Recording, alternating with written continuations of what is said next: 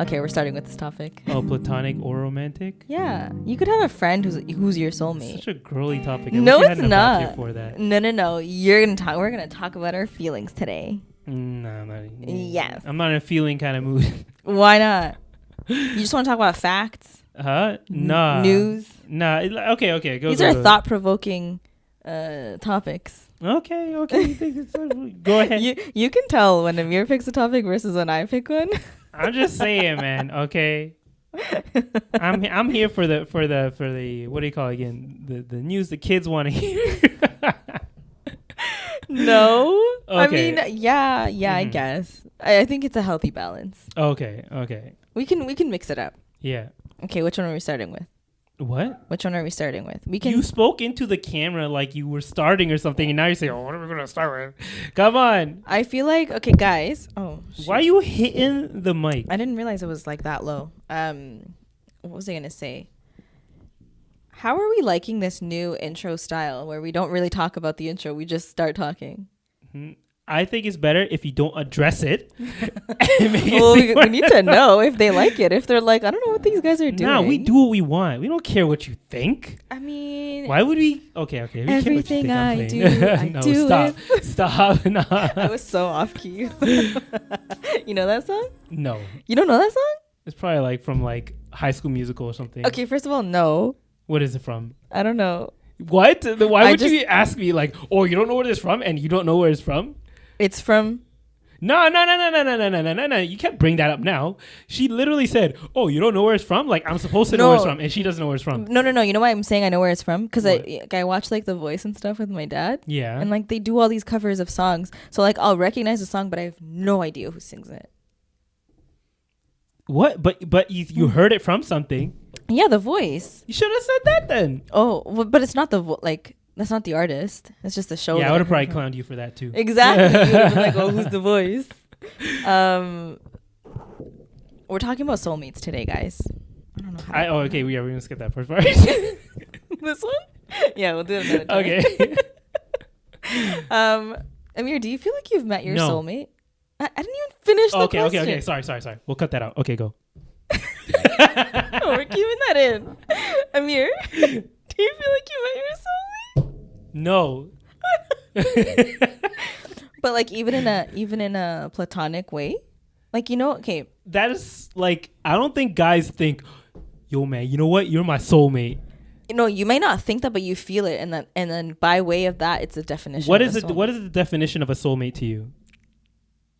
You know what makes me laugh? What? I thought of that TikTok. What's a soulmate? You know that one? I never heard that one in my life. What kind of TikTok are you on? I'm on the right side of TikTok, apparently. Like, you're just saying these weird... Like, you never even saw probably, like, the new voiceover thing that's going on TikTok. But whatever. With the Okay, weird, no, don't worry about creepy that. voice? Yeah. Okay. I'm just going to pull up the Google definition just to be technical. Go ahead. A soulmate. Okay, Google says that a soulmate... Wait, but what is a soulmate to you? I know, but I wanted to read you the technical okay. definition, and then I was going to explain. Okay, go ahead. Because then I feel like you'd be like, yeah, I have. Okay, go. Okay. So Google says that a soulmate is a person with whom one has a feeling of deep or natural-like affinity. This may involve similarity, love, romance, relationships, comfort. Okay, we don't got to go to the rest of them because, like, you know, it's going to get into romantic. Compatibility and trust. To me, a soulmate is... Okay, so, you know, for those of our listeners that are Muslim, we believe in soulmates, meaning that before our souls were brought, like, connected with our bodies. Yeah. How do you say that? What? Before the soul was blown into the body, okay? We were in the first sky, I believe, or we were in the seventh. Don't ask me. I forget. I literally read a book on this and I completely forgot. I know. I feel like we were in one of the skies. Yeah. Okay? We weren't on this realm on Earth. Mm-hmm.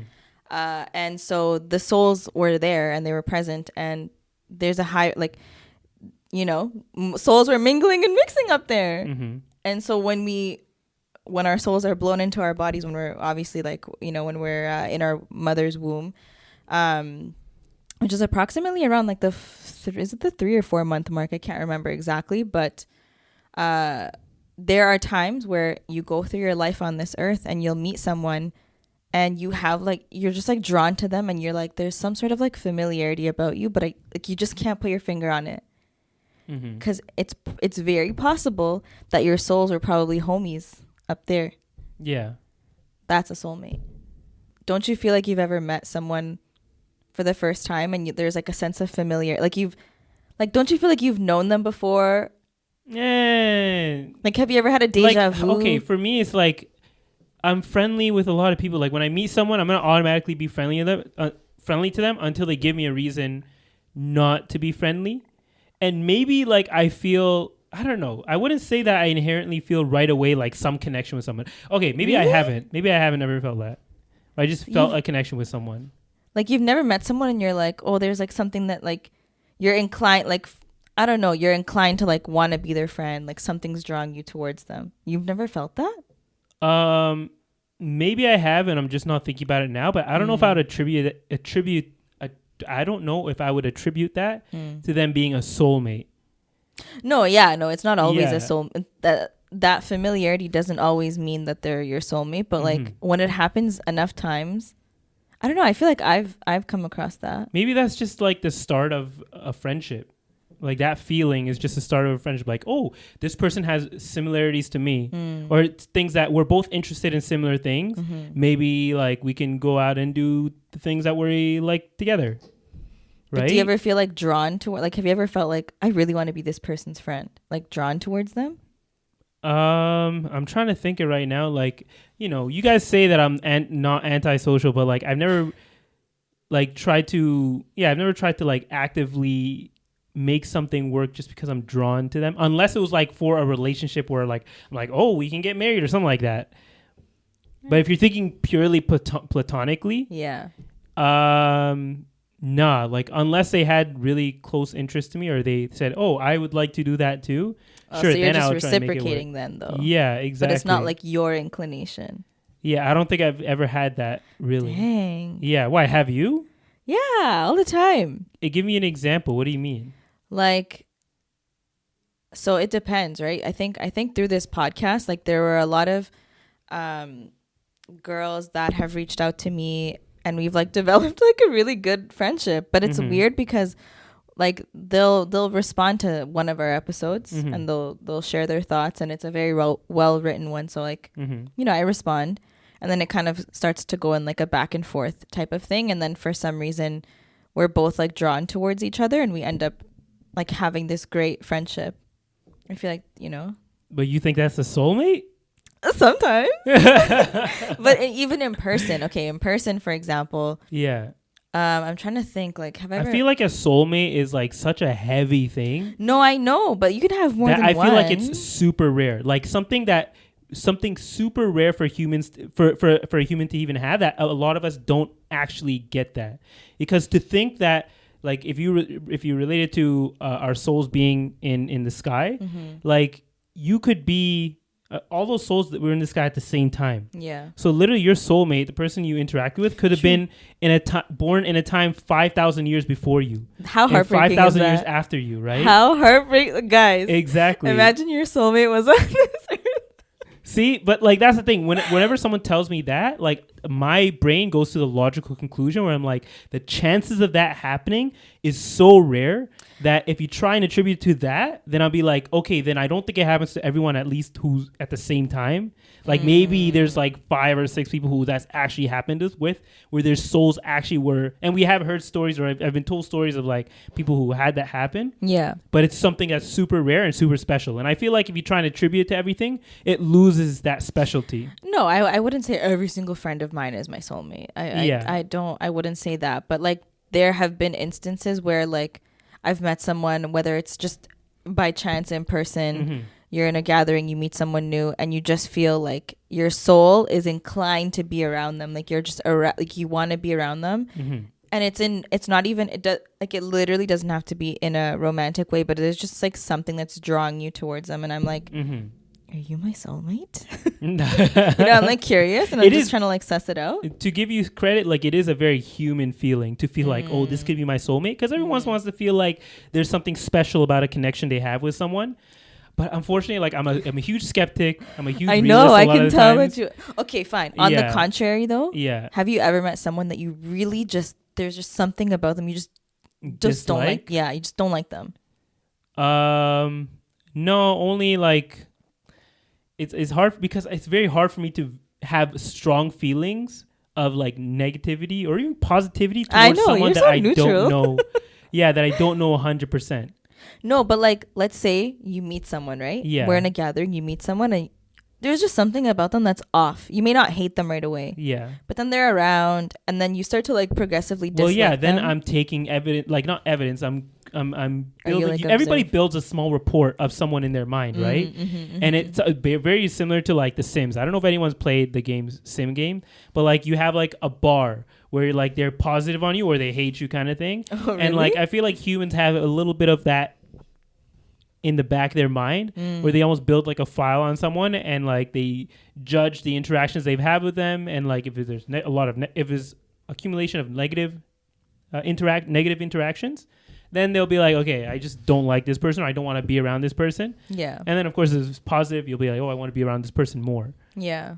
But yeah, like I don't inherently have that negative unless I know enough about them or they've exposed enough about themselves before I met them to make me have some type of feeling toward them, like an initial feeling toward them. But then like even at that point, I try and put that back and like see how they are when I interact with them, because you never know, people change.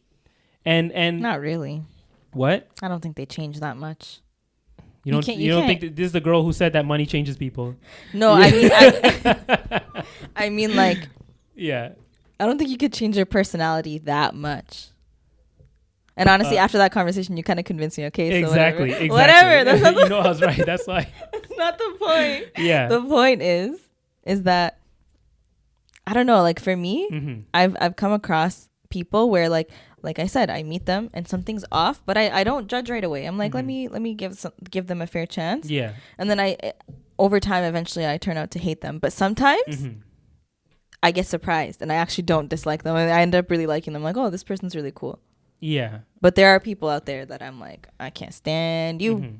And my soul knew it. So I must have hated you up there too. Yeah. Because I also, when you interact with a person, if they don't act in a way that you think is proper, or like they treat you wrong, then at that point I'm like, okay, so how is this person brought up? Like, what's their history, right? Maybe they're not trusting people at all and they don't trust you, so that's why they're treating you like. It's not an excuse for why they're doing that. I was about to come for you. Yeah, it avoids me personally from having such strong negative feeling towards a person. And that goes back to what I think I mentioned. I thought I mentioned on this podcast last week. It was the other podcast we did last week with someone else. But like when you have such strong feelings towards someone in any sense, then you kind of lose control in a way, right? Yeah. If you have such negative feelings towards someone, it can make you blind to seeing other things, or like I don't know, like to seeing change in that person. It can make you do things that you wouldn't normally do. So it's always good to have a very nuanced feeling, not nuanced, what I'm trying to say, like more balanced feeling towards everyone. And even if, you know what? Of course, there are special cases. I think you're allowed to hate people. Yeah, but exactly. don't personalize every single thing that they do. Like if someone, even if it's someone that you hate and they're just walking down the street, there's that like that joke online where it's like when you hate someone, you're like, look at that person eating, look at that person breathing. Exactly. Like why is them doing that affecting you? You know? Don't allow it to affect you in that way and lead you to just do or think or say things that you wouldn't normally do. Yeah, because you're right. Then when you feel so strongly, like let's say like you're so in love with someone, that emotion of being so in love is going to control how you act, how you feel. If you hate someone so much, same thing. It's going to control how you act, how you feel, how you how you go about things. So to give you an example, I guess religiously or Islamically, if you really hate someone, it might lead you to start gossiping about them, backbiting. It might lead you to like what do you call it again? I don't know, not return a salam to them. Oh yeah. Which is a sin in for like male to male and yeah, exactly. That can and then you start doing things that negatively affect you Yeah. just to spite that person, right? So it's always good to keep that in mind. Of course, to agree, because there are certain people that you do have to warn against, I guess. But it just, if it's a personal thing, then at that point it's like, it can be a little different. There are special. That's what I'm trying to get to, is that there are special cases, but for the most part, don't let your anger towards someone affect you and control you. Special cases for what? For showing emotion, you mean? No, like for not gossiping, but like talking about someone behind them. Or like warning against someone, exactly, that kind of thing. I mean, if let's say like you had a problem with someone, you don't like someone, you don't necessarily have to warn against them. You can just choose to avoid them and choose to not speak about them. That's literally it. Yeah, but like if you had a sister or a brother or a friend who was gonna interact with that person, you would probably give them a warning, be like, it maybe without saying anything that would be considered gossiping, but just try and warn them against that person, right? In a way like, okay, they did this to me. Try and at least be more aware, just to have that person be aware, right? Yeah, and even with that, like I'm very careful with that, because I never want to be like, if I don't like someone, that's because that's my experience with them. Like I could hate someone and you could love them so much, you know what I mean? Like you could have a good experience. So I don't ever want to be like, Amir, I don't get along with that person, so you can't talk to them. Oh, no, I'm thinking about severe cases. I guess I'm going more extreme than what you think. Like, when I'm saying severe, I mean, like, this person abused me. Oh, okay. Yeah. Okay, then okay. Even in that case, though, like, if someone abused me, I don't think you would be their best friend. Yeah. Like, that's, and vice versa. Like, if okay, someone... yeah, exactly. You know what I mean? But, like, I do understand what you're trying to say. That is an extreme. Yeah, exactly. I do think sometimes, that's weird, because I sometimes think in extremes, and then I think in, like, kind of a nuanced approach. So it's kind of, you can see why your brain would be like, okay, where are you at right now? I was like, what are you talking about? What are you trying to say? Yeah, no, I think the moral of this... Okay, I don't know if I've met my soulmate. I really don't. But I do feel like there have been certain people where I have felt inclined to like be their friend and just like pick their brain and talk to them. And maybe that's just connection. I don't know. The spark, as they call it. But I don't know. Have you guys met your soulmate? If you have, and you're like so sure, I actually want to know the story. Like I want to know how you knew, like, you know? Yeah. How do you like... What? Wouldn't it be crazy if like you actually met your soulmate and the two people were like, remember when we were in the other realm, like what life was like? Like, damn, if they could remember that, like. But like sometimes you're inspired to remember. I don't know. But like, wouldn't that be wild if you remembered something like that? Well, yeah, that would be like a 1 in a billion. I know. Chance thing, right? But inshallah, you never know, man. It could happen. It'd be a cool experience, but yeah, that's, you know. But a good example to kind of move on to the next thing there of where anger or like your feelings towards someone can affect what you do or what you say. So just to bring up this topic, so recently we had a new brother join the ummah, and I was like, what? I was like, who is he talking about? I was so nervous. So now we have Sheikh Tate in the building. Now we have he's here in our studio. Hey. So recently Andrew Tate converted to Islam, and he recently became Muslim. And there was a lot of, back and forth on the internet, on the TikToks, about his conversion. And even though, you know what? First, alhamdulillah, that, he was guided to the right thing. Because we always say that, right? At the end of a lot of things that we talk about, if the person's not Muslim, we always say, like, inshallah, they're guided, right? Yeah. And in this case, he was guided and he became Muslim, right? But there was a lot of backlash on the internet, especially from women, saying like we shouldn't forget the things that he said in his past and that kind of thing. And the men on the other end were saying like, he converted to Islam. And some women as well. Here they're saying he converted to Islam, like all his previous sins are wiped away, right? So we shouldn't be bringing that stuff up because that was in his past life. Now he's a Muslim, he's a new person basically. And there is validity to that as well. Yeah. So first off, what do you think about this whole with him converting to Islam and the backlash that's come from it? Well, first, I think it's kind of interesting that when we first spoke about him a couple episodes ago and he was like blowing up on the internet, he literally like fell off the face of the, like, I didn't see anything about him after well, he yeah, got because banned. he got banned. Yeah, but like the It ban kinda actually worked. Yeah. Like, for once. Yeah. And so I randomly, like, I saw it on my timeline on Instagram, on not Twitter, TikTok. And I was like, oh, he's back. And I'm like, oh wait, he became Muslim. Like, wow, okay, mashallah, good for him. Yeah. May Allah keep him on the straight path. I think because of the fact that he was a public figure, like, of course people are going to say, don't forget what he said in the past. But from an Islamic point of view, I think we can only give him the benefit of the doubt and be fair and allow him to kind of like just let him be and let him show who he is before we make a new judgment on him. You know what I mean? Like, maybe he really did turn a new leaf. Like, I know that in the past, some of his arguments were inspired by some of the rules of the religion and stuff, you know? So maybe he's a new man and maybe he has different ideologies, or maybe he's exactly the same. Yeah. But he's just Muslim now, you know? So I think we need to be careful of who we pick and choose as our role models. Just because he's Muslim doesn't mean that you should now further echo his claims. You know what I mean? Like, oh, now he's Muslim, so now we have to like really go in with the support. I don't know if that's all. Did you not see any of these reactions on TikTok? I didn't see the reactions. I just saw the fact that he became Muslim, but I did. I didn't want to like look at any of the reactions and stuff. Okay, well, on my end, I was kind of annoyed by both sides of the reaction. Like those in support and those against? Exactly. Why? And okay, so to go first with what the women are saying, it's like, okay, you haven't seen him for the past few months. You don't know who he's been talking to, how much he's changed as a person, what he's been doing to maybe become a better person, because he was banned from everything, right? Right. So we don't have those 3 months or however months it's been since he's been gone. Has it been 3 months? I feel like it's been maybe even less than that, honestly. Yeah, maybe 2. Maybe 2, yeah. But so you can't really judge him by. Of course, you can say like, inshallah, like the stuff that he said in the past that didn't fall in line with what Islam is. He no longer believes those things, but don't act as if he still does believe those things until he shows his cards, basically. Yeah.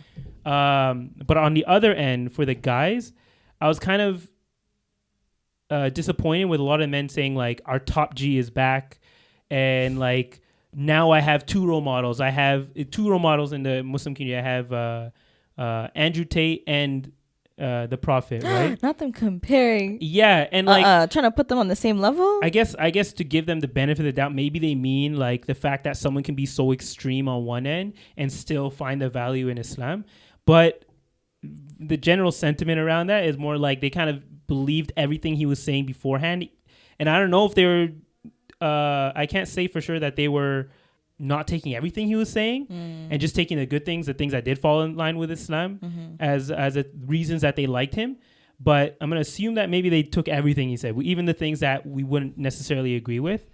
I think his hardcore fans, I don't know if everyone that listens to him fully and truly agrees with every single point he's made, because he does make some outlandish claims. Yeah. Like you didn't, like you listened to him and you were like, I don't agree with a lot of what he says. Yeah. And to the same point there where I was saying like we don't know where he's been for the past 3 months, what he's learned, how much he's changed. Like those people shouldn't be saying our role model back or top G is back because they don't know how much he's changed. Like he might and he might come out and say, oh, I still believe all those things I used to say. I just became a Muslim, which is something you can do. You can become Muslim and still have all these like not beliefs, but like still do these things that may not fall in line with Islam.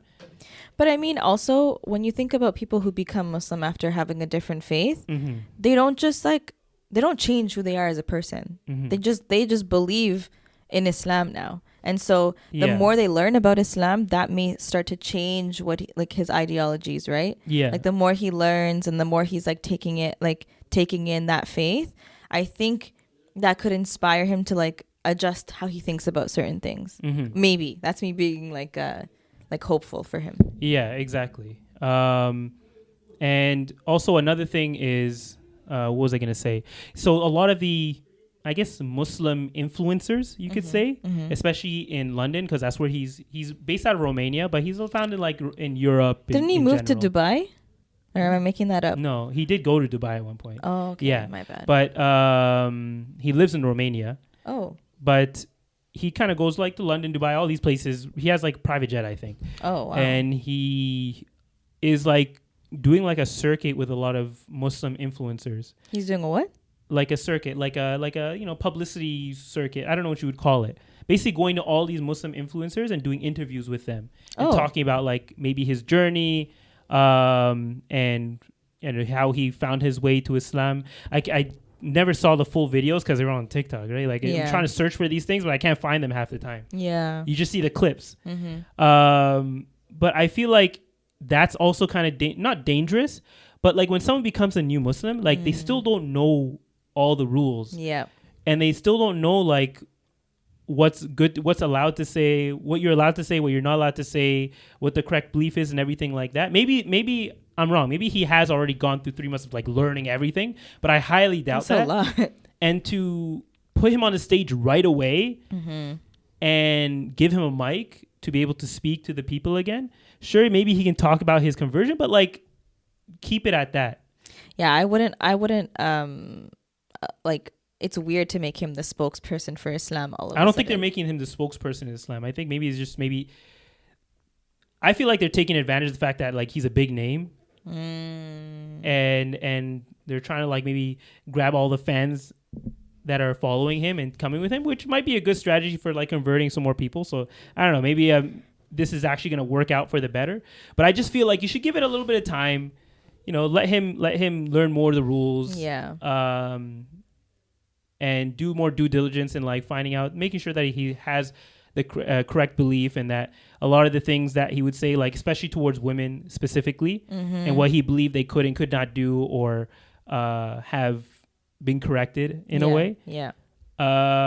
Before he's gets a mic put in his face to like talk about what he thinks. Right. But I could be, this is just my initial reaction. Yeah. We'll see what happens in a couple weeks. We don't know. So is his ban being lifted now? Now that he's Muslim? Well, he was lifted. His ban was lifted on Twitter. Oh, because of... Yeah. Here's our next segment.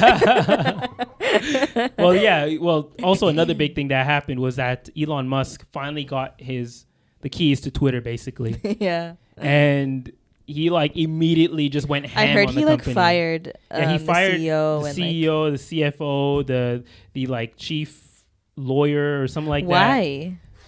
Because they were supporting a lot of things he didn't support to begin with, like banning people off of Twitter, which he immediately, when he got back to Twitter, like he reinstated Kanye first, and now was Kanye like, banned? Yeah, he was banned. Because of his anti-Semitic comments? Yeah. And then like he's reinstating pretty much everyone, he said, like Donald Trump, Andrew Tate. Donald Trump was banned until now? Yeah. Dang. Yeah. Honestly, with all the crazy stuff that Kanye's been saying, like Donald Trump seems so innocent compared to him. Oh, yeah. It's kind of funny. But then again, Donald Trump also is going to run for president again. He is? Yeah, definitely. He's going to run in 2024. Didn't he get impeached or whatever? Nah, but it might be happening soon. But shouldn't that prevent him? You could literally be convicted and be a felon and still run for the president of the United What? States. Yeah. Doesn't matter which criminal history is. To run for president of the United States, to run to be in office, you can do whatever you want in your past.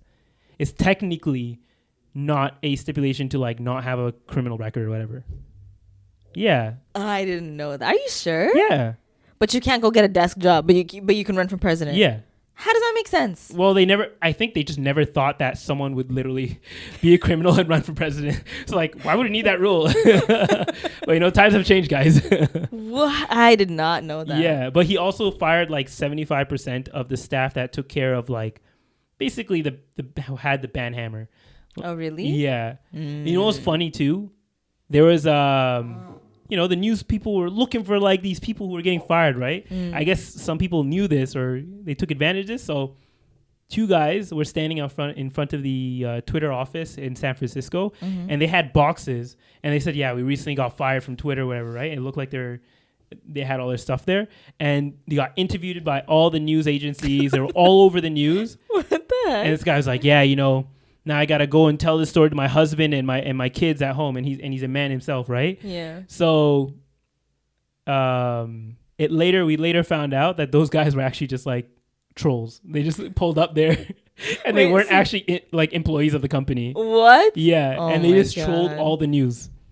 That's how you know the news is so like they're so thirsty to be, and this relates back to our topic last week. Like Mhm. news outlets, especially I feel like the American news outlet, it's almost like a joke.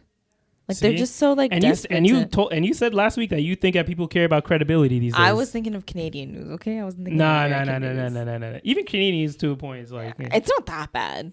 it can. I think it's because we don't pay attention to Canadian news. That When is was the true. last time you checked on Canadian news? Exactly. Yeah, you know- exactly. The last time I checked was before I got an iPhone because I used to check CP24 to see the weather.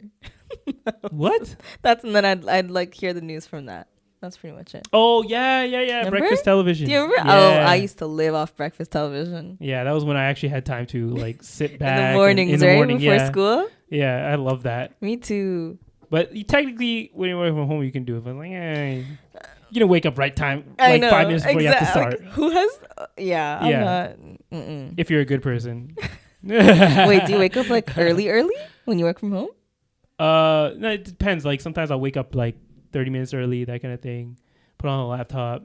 Sometimes I'll just put the laptop on my bed I've never done that before. and like sit up on my bed and just like start working on it from there. Really? Yeah, and then like maybe after 30 minutes or something, then I'll get to the actual desk. Okay. Actually, I found that I work faster or better sometimes when I'm still in the bed.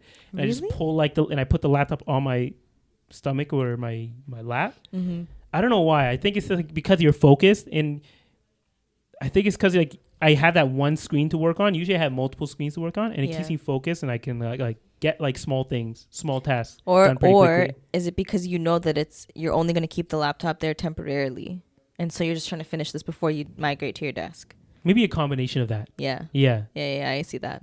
But what do you think about Elon Musk taking over Twitter? It makes me a little nervous because he's also just like unpredictable. I don't think he's as controversial as like Kanye or Donald Trump, but we spoke about this once when we were relating it to the Joe Rogan podcast where there was that other platform that they were thinking of being created. I don't remember what it was called, but where who was going to start? I don't know. Trump or who? No, remember they were saying like, what if there was a social media platform where there was like, there were no like code of restrictions at all. conduct. Well, there were like I think Rumble is one that was made like that, and there's a one that was like a platform that I think Kanye wanted to buy. I completely forget what it was. Let me see. Oh, I heard of this. I can't remember. What is it called? Is acquiring Parler. Yeah. Parler? So he was thinking of buying. Oh, sorry. He was thinking of buying Parler, which was actually because it was made like that. So this is how they get you, because it was made to be like a free social platform where you can do whatever you want, say whatever you want. It was actually banned from the app stores.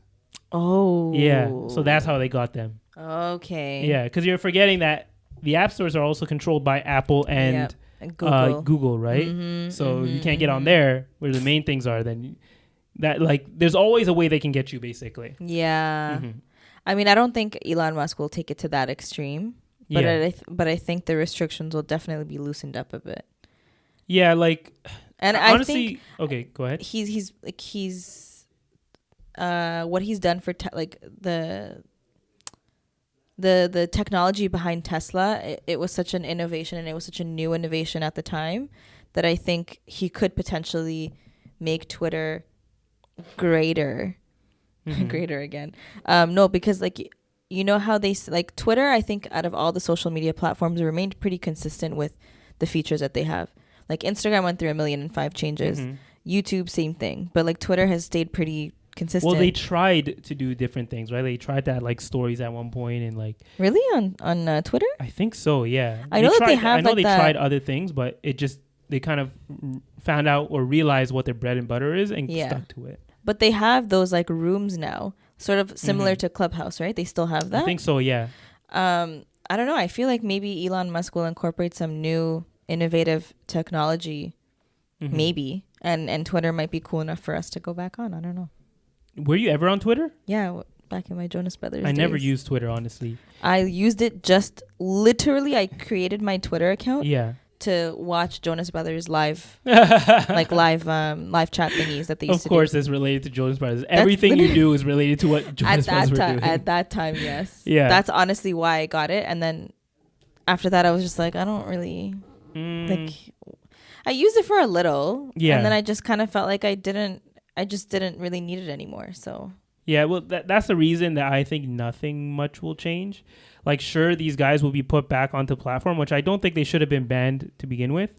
I'm not really a fan of just like fully banning someone. I guess to an extent, like if someone literally starts promoting like Nazi content or something like that, sure. But and even that I'm kind of on the fence of. But I don't think a lot will change from this. Then what was the point of him buying it? I think he just literally like, you know, when someone's like, oh, I bet you won't buy that. And he's like, bet. Like, I feel like he didn't really think about it. He bought it because he could. Yeah, I think he just bought it because he could. And maybe it's because he was annoyed that people were getting banned. But that's not... that he literally... I think he bought it for that one thing. He didn't think of, like, all the other things, like, what will this be in the future, blah, blah, blah. Like, how will we... not elevate it, but how will we... I guess elevate it or make it different or, like, you know... So this wasn't an investment at all for him then? I don't think. I think he just did it so he could say whatever he wants on Twitter and not worry about getting banned for it. But it's funny because, like, you know how before in COVID and stuff, whenever you would, like, say something, anything related to COVID, there would be, like, a little warning that popped up. Yeah. Well, now he has, like, those same warnings. But, like, whenever, I guess one thing to mention is there was a tweet that Joe Biden came out with, the president of the United States. He came out with a tweet related to like an act that they were trying to put out and he was promoting it. And then below that came like a little card saying like, oh, this act, blah, blah, blah, will do this and that. Like almost it's a fact checker, basically. Yeah. And normally it was very biased where they would use those fact checkers. But now he's using it on everyone. He's less biased with how it's being used. Or maybe he's biased, but just in the opposite direction. I think it needs to be made more clear, or at least we need more time to see how it's being used. But I thought that was cool and interesting, like to see he's at least pointing out where there can be biased information on both sides, basically. Yeah. And showing where the real facts are. But that I think needs to be explored more to see, because even those fact cards could be biased in themselves. That's you true. never know. That's true.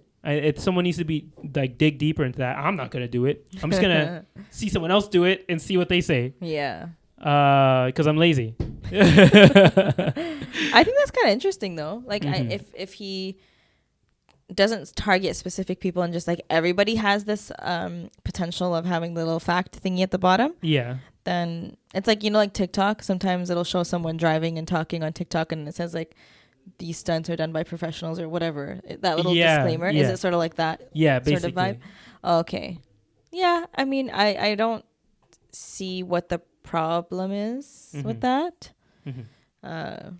We'll see if like the problem with a fact checker, right? Yeah, but like I think he has to be unbiased. Like everyone has to have that, not just like certain people of like a political stance or a religious stance or whatever, social stance. Yeah. But I think what it does also expose, this whole buying of Twitter, exposes that like these guys have so much money that they don't know what to do with, that they literally buying platforms that almost control the narrative of like society at one point.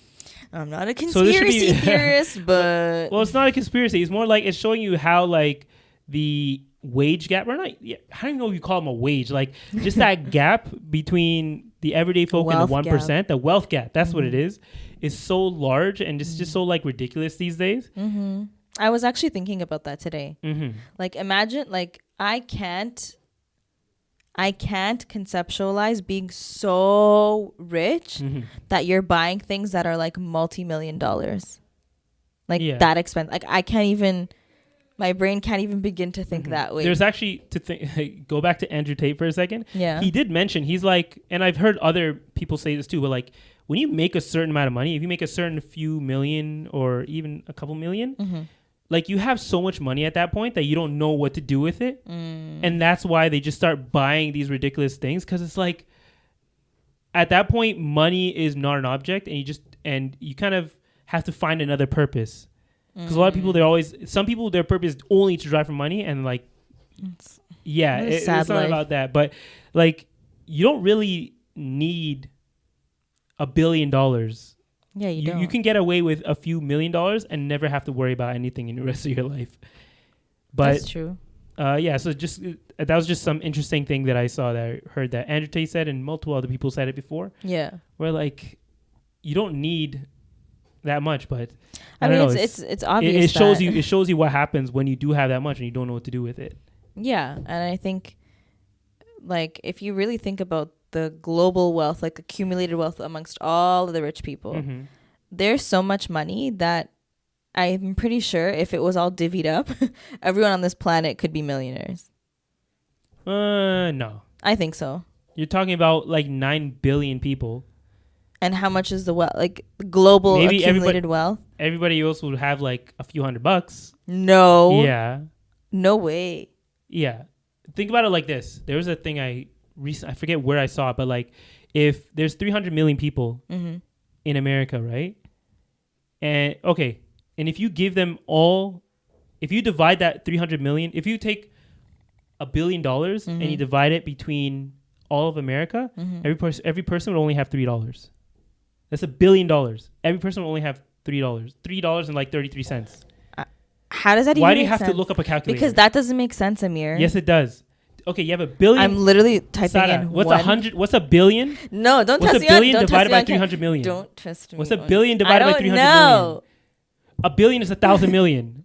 Yeah. So how many times does 300 million get into $1 billion?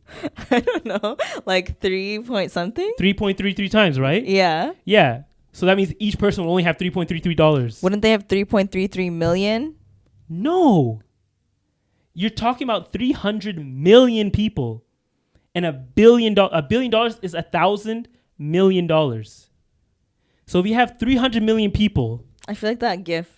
The Zach Galifianakis. Okay. Just to make it easier. You have $300 million and you have 300 million people. How much money does each person get? $1. Exactly. So just scale it by 3. Because 1,000. Am I a math teacher now? You did go to Kumon. This is how you know which one of us went to Kumon. And then scale that to $1 trillion. No. You think the global wealth accumulated wealth is No, $1 trillion? I'm just telling you to scale it to $1 trillion. What's $1 trillion? $1 trillion is 1,000 billion. So what would that be? $6? So if each person gets $3.33 with $1 billion, which is 1,000 billion, which is 1,000 million, which is 1,000 million, but $1 trillion is 1,000 billion. Yo, people are gonna be like, "Let's go." I'm literally put Zach's face with the math thing. That's me right now. I'm really trying to so that's 3. Oh I'm here. Google's right here. 3.33 times 1,000. What did you just say? 3.33 times 1,000. So each person would get $3,330. What'd I say? Whatever. Okay, and if each person, and that's 1 trillion, right? And if you take 1 trillion and scale that to, I don't know how much is in the world. Like, let's see. Let's see. Let's search up global accumulated wealth. What? No, literally global. Shoot. Oh my! What? Global. Oh my god! I hate Amir. I hate this keyboard. The keyboard for your the fingers Mac are is too fat. Worse. Okay. Shoot, I don't know. The 13th edition. I just want to know a number. Hold on. Oh, 400 assets grow from 400. Oh my god. Okay. Let me read. I'm the researcher for this. But still, like, okay, but every person wouldn't be a millionaire. That's my point. My point would be that everybody wouldn't be a millionaire. Really? Yeah. Because I'm talking, Sara, remember, I'm talking about 300. Like sorry. death grip. My bad. I'm talking about 300 million people. Not even the 9 billion. Amir, look at this. I'm telling you. No, what? BN stands for billion, right? Yeah. Okay. So look at that. That's a large number. I don't even know how to read that. 463,567 billion. What is that even? So if a Divide thousand, that by 9. so that's 463.567 trillion. Okay. Now divide that by 9 So billion. if you took There's 9 billion people. I thought it was 7 billion.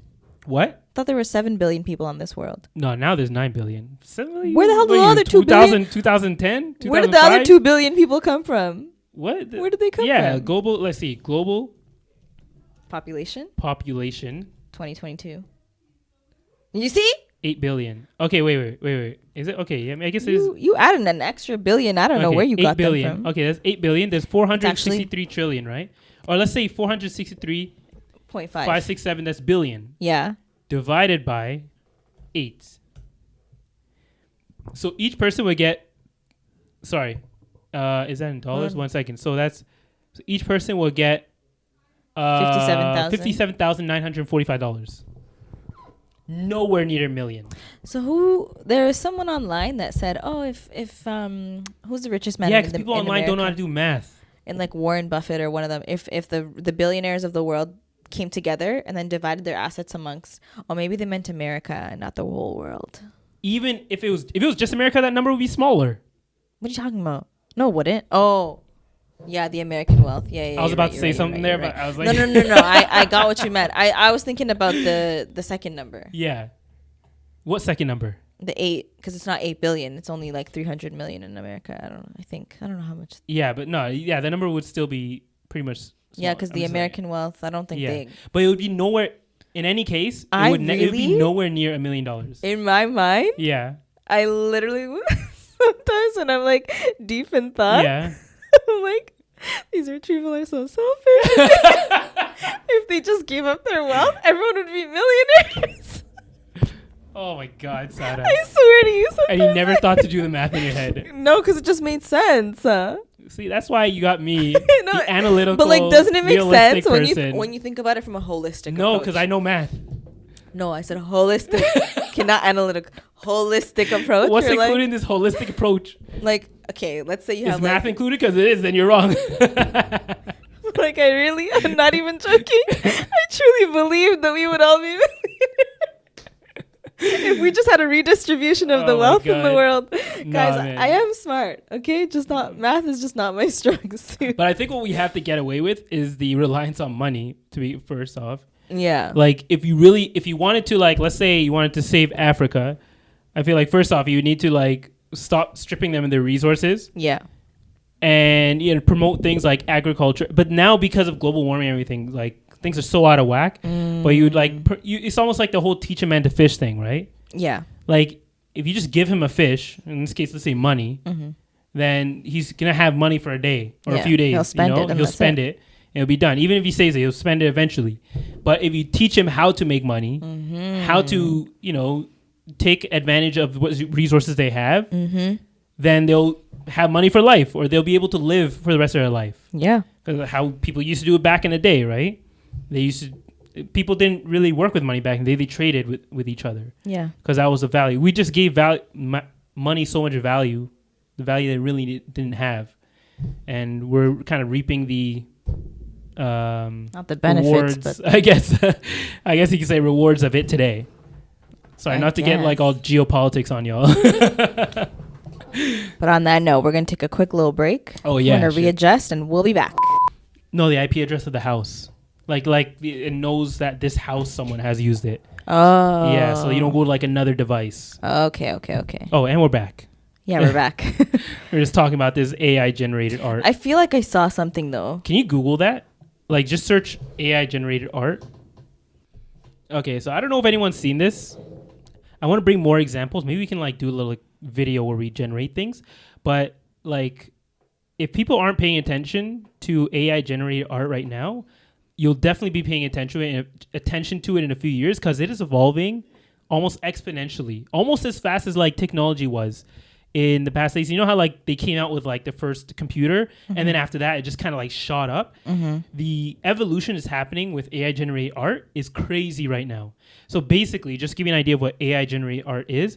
So you're basically given like a text box and you give it prompts. Like you'll say like, one thing that I did is like I said like Muslim praying in mosque, and it takes its whole database and like finds, okay, what's a Muslim, what's a mosque. It takes all this information and it creates a piece of art. And you can also say like, I want it in a 18th century art style.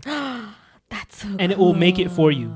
And right now it's currently in a state where if you give it enough prompts and you learn how it thinks, how it works, you can get art that actually looks super real. Like it was actually hand painted art.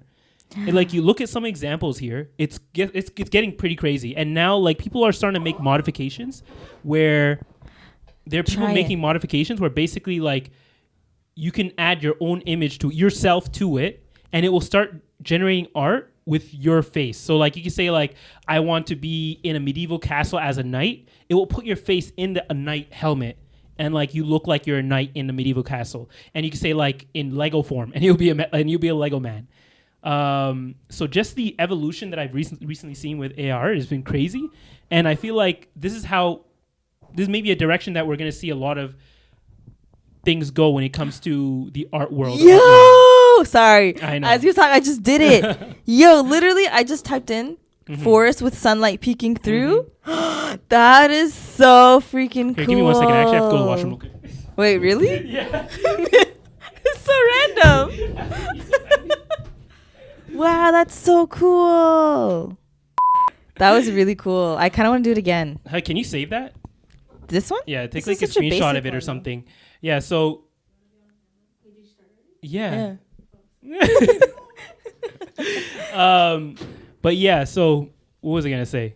So do you see yourself, like, the thing about this is that I don't know why the masses haven't heard about this, or they haven't been really into. Oh, sorry, they haven't really been into it. My jeans or my belt is like ripping against the chair right now, but I don't think people are aware of like how life changing this will be, if that makes sense. To where, because right now the art or the generators are in like their infancy. Like, of course there have been people working on this for many years now, but now it's out in the public, right? Yeah. And once something gets out in the public, at that point, like, you have so many more eyes on it, and also so many more people who can put their own input into it, right? And because it's AI generated, like, it'll always continue to learn. Of course, there are different platforms that are making it, so they have their own databases and everything. But people can take these databases, put them together, and make the generator even smarter, to the point where it'll almost be indistinguishable between a real person doing it and a computer. So and there have been art. There was actually a piece of art that won a competition, and it was AI generated. That's kind of... So what do you think about that? I feel like it'll change the art industry as a whole, because obviously, you know, artists put in a lot of thought and time and effort into creating their pieces. And if you can now, like, I just made a really nice painting of a Muslim praying in a mosque at sunset in like 20 but you seconds. you can see that like it did something. Of course it's very janky, and I think this one is because of the type of generator you're using, because I did do one similar to this that looked a lot better, and I think maybe I took a screenshot of it. I'm not sure. Maybe I'm gonna like put up a bunch of AI generator art behind us while we're doing this. I'm gonna try and download on my computer. My computer should be strong enough to do it. Oh yeah, see, there you go. Well, I guess it depends on the style, because you can select different styles. Yeah, that is so friggin' cool, man. Yeah, but it will get to the point where it's super indistinguishable. It is at that point right now, but right now you kind of have to know how it works. You have to know what prompts to use, that kind of thing. But it also depends on the style, right? Like if you're looking for something abstract where it's not like super... Now it does. Huh? Now it does. What do you mean? Like if you're looking for something super abstract... Yeah. Like it'll have a hard time to work with it. Yeah. But you have to realize that the more we put into it, the way the technology works is that the more it learns. So when you don't like something, it will realize, oh, you don't like that. Okay, we'll do this differently next time, right? And you can also just like keep generating, because it will always come out with something different. It won't just come out with the same thing every single time. Yeah. And see, so you're like making... Why don't you save these? There's some pretty cool ones here, but... I know, right? Okay, I'll screenshot them and send them to you. Okay, and so what do you think about this? Like, how do you see yourself utilizing something like this in the future? I would use it to make art for like my house. art for your house. Yeah. Oh yeah, exactly. You I would could do, do or something like that. if you're into NFTs, but I don't know if you can make an NFT with this. NFTs are kind of dead at this point. Are they? Like, At least the like, art style ones. NFTs Yeah. in general are sort of dead. Okay. Yeah. Well, yeah. Like I think. But do you think artists? So artists right now are kind of sketchy on it because they're like, oh, we'll lose our value from it. Do you think artists will lose their value? Like people who actually make art will lose their value from things like this? I think that yes and no. No, because it's sort of like you could have, like, for example, like let's look at an article of clothing, right?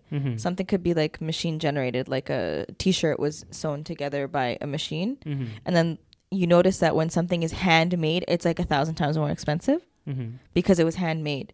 So now it's like you'll be able to have and generate these art pieces for maybe a lower cost. But if you get something that's made by an actual person, an artist who spent the time, the effort, the money, the resources to make a piece, create a piece, then it'll still be high value, but this AI generated art will just be more accessible.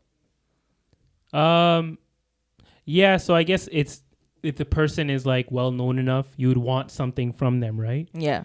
But do you think the general masses really care about that?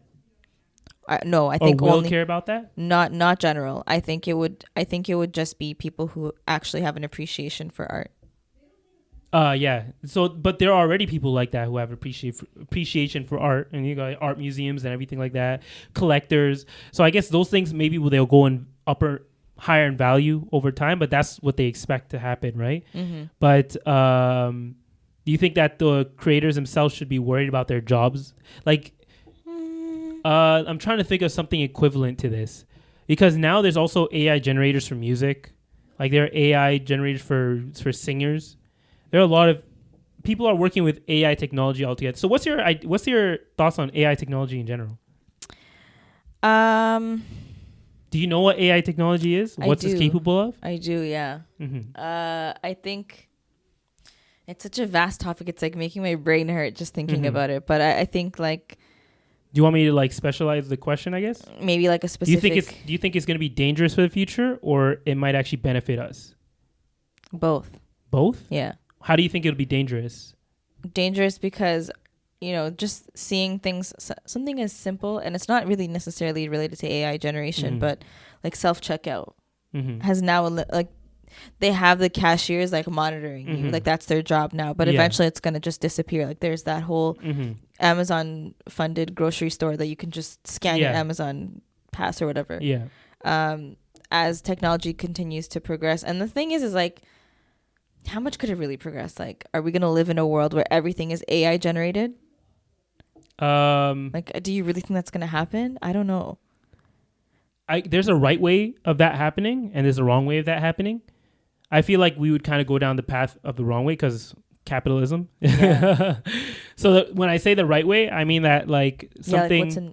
The right way would be that if these AIs and all these new technologies are kind of taking up the jobs that people are doing, that people would normally do, and you have a large population of people who can't really work or can't do anything and don't have the skills to do something else, then you start introducing things like, what was that thing called? It was universal basic income, where everybody gets just a certain amount of money. Yeah. Because those companies will still be making profits because they have machines doing the jobs. Right. They get tax from it, and that tax is redistributed to the kind of people of the country, basically.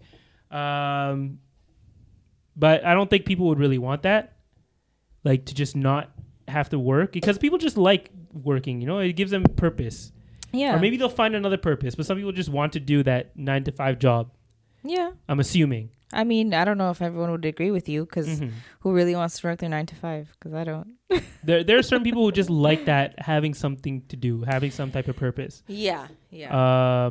I'd hope that those people, they would find purpose in something else, but a job can sometimes give you that. Maybe that'll spark a whole movement where if you're not required to work, because those of us that work, you already know, you're like, oh, if I had free time, I'd do this and I'd do that. Maybe they'd be able to actually like go and fuel their passions, and whatever their passion is. Yeah.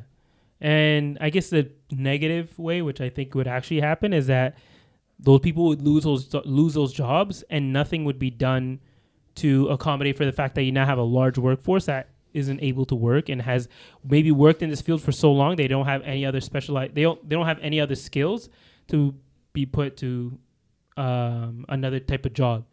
Yeah, well, if we're moving towards this a society where everything's going to be like ran by artificial intelligence, is that weird? I said it like that. I should have just said AI, that's fine. right? Yeah. Oh, okay. But like, if we move towards a society where everything is ran by that, then what are we supposed to do? Like, even if we have other skills, what are you supposed to do? Next thing we know, drive-thrus at fast food restaurants are probably going to be AI generated. Yeah. So do you think at one point we should, as a human race, I guess, we should like come to the conclusion being like, okay, guys, let's not go that far. You didn't watch iRobot? I guess so. Yeah. Like, you guys ain't scared? But I don't think those movies really. What if they malfunction? And the whole world will shut down. Well, they would have robots that would fix those robots. But then you'd have engineers and stuff like that too. But even them, to a point, wouldn't be needed because you would have other machines who can kind of figure out what's wrong with them. Yeah. Because like AI technology has gone so far now. Like I don't think people realize how much it's changed in the past just 5-10 years. Yeah. But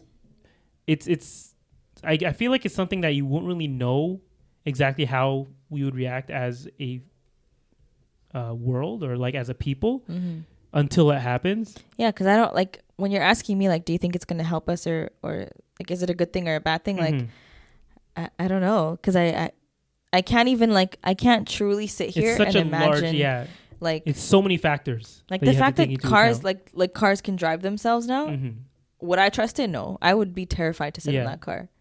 So do you think the thing that would stop us from going too far is just our innate like human qualities? Like fear of the unknown type of thing? Yeah.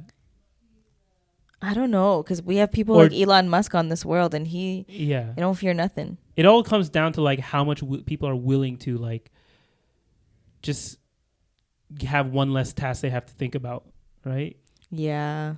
Like now that you don't have to, like people didn't like Ubers at first, or like at least taxi drivers didn't like them because they were taking their jobs. Yeah. And you think that the people would be like, oh, we support you guys. Like, nah, this is easier. We might as well just do this one. Yeah. Like you don't think about, oh, these people are going to lose their jobs. You don't really care. You might care a little bit. Yeah. But ultimately, if something makes your life easier, you're going to choose to do that eventually. I agree. That's true. Yeah. So we have to, do humans really care for each other? You know what? Well, leave it at that, guys. I want you to put in the comments what you think about AI technology and what do you think about anything else we talk about on this podcast. We have people outside who are trying to get us out of here, so we're going to try and get out of here as soon as possible. All right, guys, you know what to do. Hit that subscribe button. Like this video. Leave us a comment. Let us know how we did.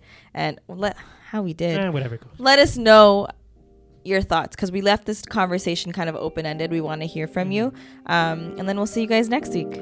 Bye.